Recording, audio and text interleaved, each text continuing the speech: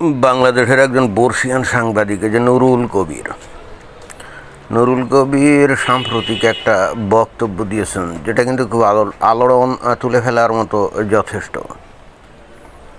বক্তব্যটা কি উনি বলেছেন যে এদেশের বহু মানুষ, অর্থাৎ বাংলাদেশের বহু মানুষ কেন নাকে রুমাল দিয়ে বিএনপিকে ভোট দিয়েছে। অর্থাৎ ওনার বক্তব্য হলো যে এই যে সম্প্রতি যে ইলেকশন হয়ে গেল, এখানে বাংলাদেশের বহু মানুষ একেবারে নাকে রুমাল দিয়ে বা চোখ কান বন্ধ করে ওই বিএনপিকে ভোট দিয়েছে, ধানের শীষে ভোট দিয়েছে।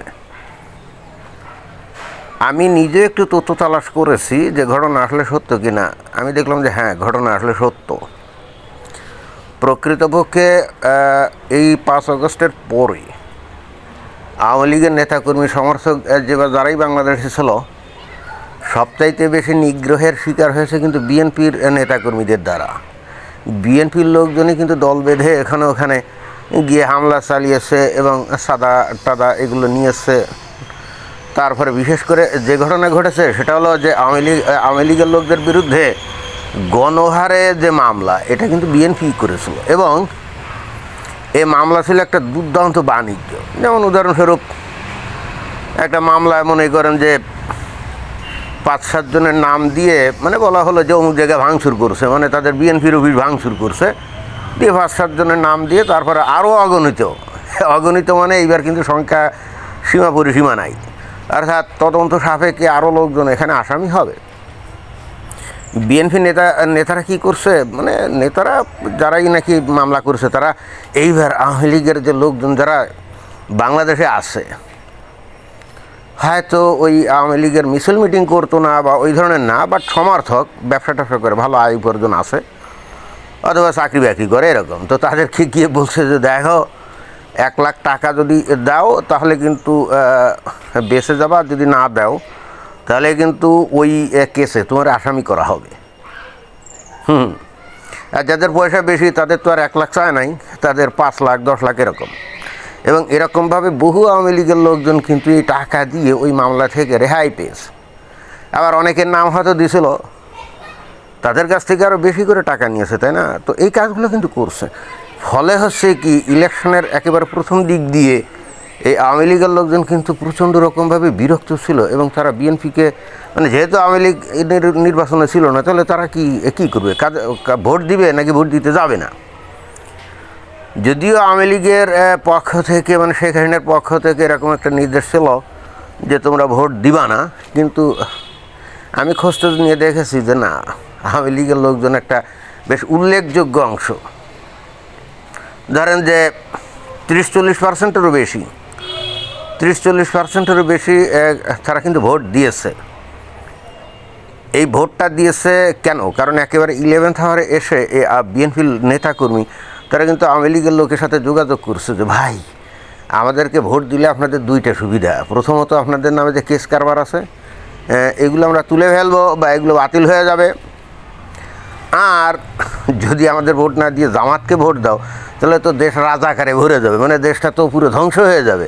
এখন তোমরা কী করবো বলো? এই দুইটা কিন্তু ভ্যালিড পয়েন্ট, একটা হলে একেবারে তরতাজা মামলা উঠে যাচ্ছে, তাই না? ওদিকে কিন্তু ওই জামাত ইসলামও ওই আওয়ামী লীগের লোকজনকে বলছিল যে আমরা ক্ষমতায় গেলে তোমাদের মামলা টামলা থাকবে না। কিন্তু দ্বিতীয় যে পয়েন্ট, এটাই ভ্যালিড। ইভেনচুয়ালি মুক্তিযুদ্ধের পক্ষের শক্তি, অর্থাৎ নেতাকর্মী সমর্থক বাংলাদেশের, তাই না? তো তারা তো কোনোভাবে চাইতে পারে না যে জামাত ইসলাম, যারা নাকি বাংলাদেশের স্বাধীনতার বিরোধিতা করছিল, তাই না, স্বাধীন বাংলাদেশ চায় নাই এবং এখনও নানা কায়দায় নানাভাবে এই মুক্তিযুদ্ধকে স্বীকার না করে তারা নতুন করে যে জুলাই আন্দোলন, ওটাকেই মুক্তিযুদ্ধ হিসেবে প্রচারের যে গত 1.5 বছরের চেষ্টা করেছে, সেটা তো সবাই দেখছে, তাই না? তো এই দ্বিতীয় পয়েন্টটা আওয়ামী লীগের যারা নাকি ভোটার, যারা ভোট দিতে গেছিলো, তাদের উপরে দারুণ কাজ করছে।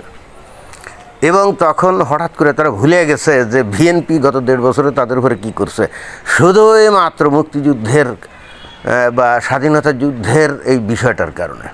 এবং তারা আসলেই চোখখান বুঝে নাক মুখ রুমাল দিয়ে তারা কিন্তু বিএনপিকে ভোট দিয়েছে। আওয়ামী লীগ করে এরকম কিছু লোকের সঙ্গে আমার কথা হয়েছে এবং তাদের আমি জিজ্ঞেস করছি যে তোমরা কাকে ভোট দিলে, তারা কিন্তু বলছে যে বিএনপিকে দিয়েছি। এবং কেন দিয়েছে স্পষ্ট করে বলছে, একেবারে ক্লিয়ার কাট বলছে যে আর যাই হোক তাই হোক, বিএনপি আসলে তো স্বাধীনতা মানে স্বাধীন দেশ হিসেবে আমরা টিকে থাকবো, ওই জামাত ক্ষমতায় গেলে তো বাংলাদেশ তো পাকিস্তান হয়ে যাবে, তো তাহলে তো হয় না। আমরা তো পাকিস্তান থেকে আমাদের দেশ স্বাধীন করছিলাম, জীবন দিয়ে মুক্তিযুদ্ধ করছিলাম, সেটা তো আবারও পাকিস্তানের সাথে যুক্ত হওয়ার জন্যে না, তাই না? তো এই জিনিসটা কাজ করছে। এবং এখানে আরও একটা ফ্যাক্টর দুর্দান্ত কাজ করছে, সেটা হলো যে হিন্দুদের মনের মধ্যে প্রচণ্ড রকমভাবে যে জামাত ভীতি। বাংলাদেশের যে 9-10% যে এই হিন্দু ভোটার আছে এখনও, সমস্ত জায়গায় ছড়িয়ে ছিটিয়েই তো আছে, প্রত্যেকটা সিটেই দেখা যাবে যে হিন্দু ভোটার 5-7-10% এরকম তারা আছে। তো এরা কি করছে, এরা একেবারে চোখ বুঝে গণহারে একেবারে যারাই ভোট দিয়েছে সবাই কিন্তু এই যে ধানের শীষে অর্থাৎ এই যে ওই বিএনপিকে দিয়েছে। কেন? কারণ এদের অনেকেই এই 1971 সালে কিন্তু ভারতে আসছিল শরণার্থী হিসাবে, এবং শরণার্থী হিসাবে এসে শরণার্থী ক্যাম্পে যে অমানবিক জীবনযাপন করছিল, এই জিনিসগুলো তো তারা ভোলে নাই। এবং এই যে বলে না যে 1971 সালে স্বাধীনতা যুদ্ধের সময় বাংলাদেশের প্রায় 1 কোটি লোককে ভারত আশ্রয় দিয়েছিল, ভারতে শরণার্থী হিসেবে আশ্রয় নিয়েছিল। তা কারা? তারা কিন্তু সব ছিল একেবারে 99% হিন্দু। মুসলমানরা কিন্তু শরণার্থী হিসেবে ভারতে আসে নাই, এবং তারা ক্যাম্পে ছিলও না। যারা নাকি আমার বক্তব্য শুনছেন এই ভারতের, যাদের একটু বয়স বেশি, নিশ্চয়ই এ ব্যাপারে সাক্ষ্য আপনারা দিবেন যে ঘটনা এটাই কিনা। অর্থাৎ হিন্দুরাই কিন্তু শরণার্থী হয়ে আসছিল, মুসলমানরা না। আর মুসলমান ওইগুলো আসছিল যারা নাকি মুক্তিযোদ্ধায় নাম দিয়েছিল, এমনকি যারা মুক্তিযোদ্ধার খাতায় নাম দিয়েছিল তাদের পরিবারও কিন্তু ভারতে আশ্রয় নিতে আসে নাই, তাদের পরিবারও কিন্তু ওই তৎকালীন পূর্ব পাকিস্তানেই ছিল। তো এইবার ইলেকশনে আওয়ামী লীগ না থাকা সত্ত্বেও হিন্দুরা চিন্তা করছে যদি জামাত ক্ষমতায় যায় তাহলে হয়তো বা আবার তাদেরকে এরকম গণহারে ভারতে হয়তো শরণার্থী হয়ে যাওয়া লাগতে পারে। এ ধরনের একটা ভয় আতঙ্ক তাদের মধ্যে কাজ করছে। জামাত ইসলাম যে 1971 সালের এই যে স্বাধীনতাটাকে এই যে ভারতের সাথে পাকিস্তানের যুদ্ধ বলে চালিয়ে দেয়, এরও একটা অন্যতম কারণ কিন্তু এই যে শরণার্থীর যে বিষয়টা বললাম। কারণ জামাত ইসলাম তো জানে যে কারা আসলে শরণার্থী হয়ে ভারতে গেছিল, হিন্দুরা। এবং পরবর্তীতে ওই তৎকালীন প্রধানমন্ত্রী ভারতের ওই যে ইন্দিরা গান্ধী, তাই না, ওদেরকে দেখিয়েই তো আন্তর্জাতিক সমর্থন আদায় করছিল। অর্থাৎ অন্য কথা আমি যেটা বলতে চাচ্ছি, বাংলাদেশ স্বাধীনতার পিছনে সবচাইতে বেশি ত্যাগ, স্বীকার, কষ্ট, দুঃখ যা কিছু বলেন, এই যে ওই বলে না যে নারীদেরকে ধর্ষণ করছে, ভাই কোন নারীদেরকে ধর্ষণ করছে? হিন্দু নারীদেরকে। কারা? পাকিস্তানিরা। ধরেন 100 জন নারীকে যদি ধর্ষণ করে থাকে পাকিস্তানিরা, তার 80টা ছিল হিন্দু নারী আর 20টা ছিল হয়তো মুসলমান নারী, এরকম। অর্থাৎ বাংলাদেশের স্বাধীনতার জন্য সবচাইতে বেশি ক্ষতি স্বীকার করেছে কিন্তু এই অল্প সংখ্যক যে ওই 9-10% যে হিন্দু আছে তারা। অর্থাৎ বাংলাদেশের স্বাধীনতার মূল উৎসর্গ যদি কিছু করে থাকে, সেই জান মাল, তারপরে ইজ্জত, সম্মান বা অত্যাচার, নির্যাতন যাই কিছু করে থাকে বা কষ্ট দুঃখ, হিন্দুরা করছিল। এটাই রিয়ালিটি। এবং ইন্টারেস্টিং ব্যাপার হচ্ছে এই যে বলে না যে বাংলাদেশের স্বাধীনতা যুদ্ধের ইতিহাস ভালো করে লেখা হয় না, এক্স্যাক্টলি রাইট। আসলে এই জিনিসগুলো আপনি বাংলাদেশে কেউ কখনো এই জিনিসগুলো বাংলাদেশের স্বাধীনতা যুদ্ধের ইতিহাসে কেউ লেখে নাই যে হিন্দুরাই আসলে শরণার্থী হয়ে ভারতে গেছিল।